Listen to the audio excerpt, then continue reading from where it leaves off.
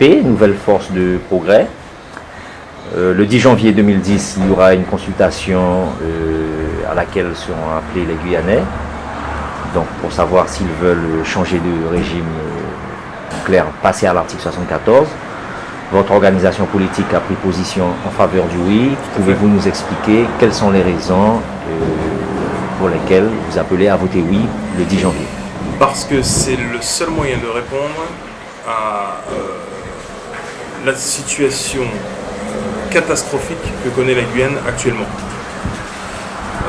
C'est un moment historique parce que d'une part, le président de la République donne l'opportunité aux Guyanais de s'exprimer et de choisir leur destinée. Alors leur destinée par rapport à quoi? Par rapport à un taux de chômage qui est criant, 30%, par rapport à un seuil de pauvreté qui concerne une personne sur 4, 25% de la population guyanaise vit en dessous du seuil de pauvreté. Par rapport à un manque de qualification de nos jeunes, 53% de la population, notamment des jeunes, sont sans qualification. Et j'en passe. Donc, comment répondre à une situation telle que celle-ci? En étant déjà ambitieux.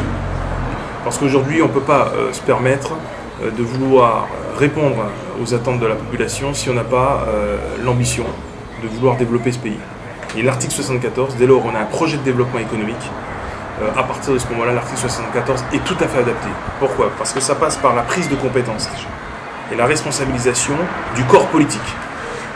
Mais ce corps politique, il faut bien comprendre qu'au travers de cet article 74, c'est pour mieux répondre à la population guyanaise. C'est-à-dire que ce n'est pas augmenter le pouvoir des élus, comme certains voudraient le prétendre, mais c'est au contraire augmenter le pouvoir de la population guyanaise. Et augmenter le pouvoir de la population guyanaise, c'est quoi? C'est l'accès à l'emploi. C'est l'accès à une éducation plus juste. C'est l'accès aux ressources foncières pour tous et toutes. C'est au point qui nous disons, eh bien aujourd'hui, l'article 74 répond aux attentes de la population guyanaise. Un point aussi, c'est enfin peut-être le moyen de ne plus tomber dans l'assistanat perpétuel. Est-ce que nous, Guyanais et Guyanaises, nous sommes capables aujourd'hui de nous assumer? Toujours, tout en restant dans le cadre de la Constitution française. Toujours en respectant, en ayant nos acquis sociaux. Mais par contre, en ayant davantage de compétences, davantage de responsabilités, par le biais du développement économique, par le biais du diffusion foncier et bien d'autres. Donc c'est important aujourd'hui que l'article 74 puisse répondre bien aux attentes qui, ça fait 63 ans, la population guyanaise attend un développement.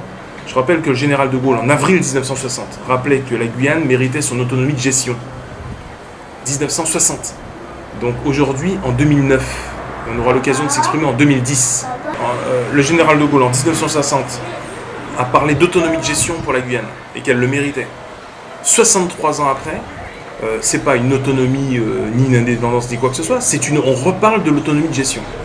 Mais à la différence, c'est que cette fois, avec de vraies compétences, un sens de la responsabilité, qui n'est pas simplement imparti aux élus, mais qui sera aussi imparti à la population.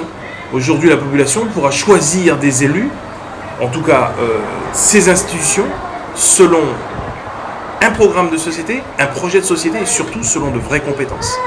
Parce que c'est de cela dont il s'agit.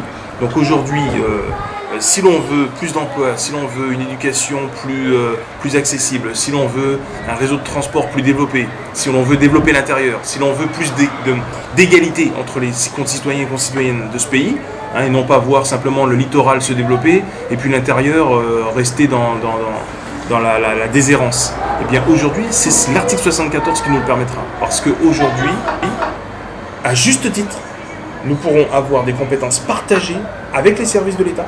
Parce que là aussi, cessons de dire que c'est la faute de l'État.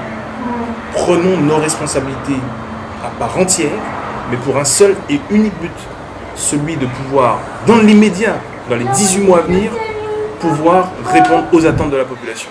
Progrès, qui préconisons l'économie au service de l'homme, l'économie au service de la population, on ne pouvait pas ne pas prendre position pour l'article 74. C'est pas possible.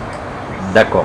Alors, à l'heure actuelle, il y a des gens dans la population, qu'on discute un petit peu, qui nous disent, bon, on ne comprend pas trop, c'est quoi la différence, etc. Et finalement, on comprend bien qu'ils hésitent.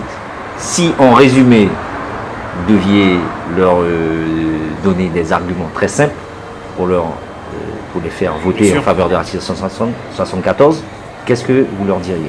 Moi j'ai deux exemples très simples. Le premier, c'est celui des carburants. On l'a vécu.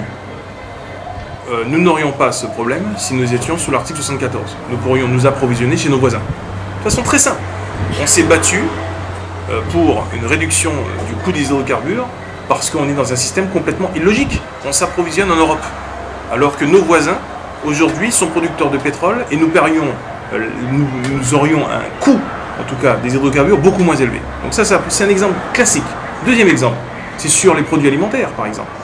Aujourd'hui, nous ne pouvons pas bénéficier des avantages des produits qui sont donc fabriqués chez nos voisins parce que nous dépendons toujours d'un article 73 qui nous empêche le développement de la coopération régionale, qui nous empêche du coup d'avoir des échanges économiques avec nos voisins. Donc voilà un des deux exemples clés qui auraient directement un coût sur le pouvoir d'achat de nos concitoyens. Et il y en a d'autres, il y a plein d'autres exemples logiques. Donc aujourd'hui, est-ce que, et c'est la grande différence entre l'article 73 et l'article 74, c'est l'article 74 facilite en quelque sorte des échanges, en tout cas des productions logiques, parce qu'il faut qu'on vive dans notre territoire. On est sur un territoire, le continent latino-américain, donc aujourd'hui il faut que les Guyanais aussi, il n'y a pas que dans un sens, puissent jouir des facilités qu'offre ce territoire. Donc il y a une grande différence. Et il n'y a pas besoin d'être un grand Saint-Cyrien pour voir que, ne serait-ce que pour le développement économique, eh bien on a des possibilités qui sont complètement différentes entre l'article 74 et l'article 73. Jean-Marc Aimable, je vous remercie. C'est moi.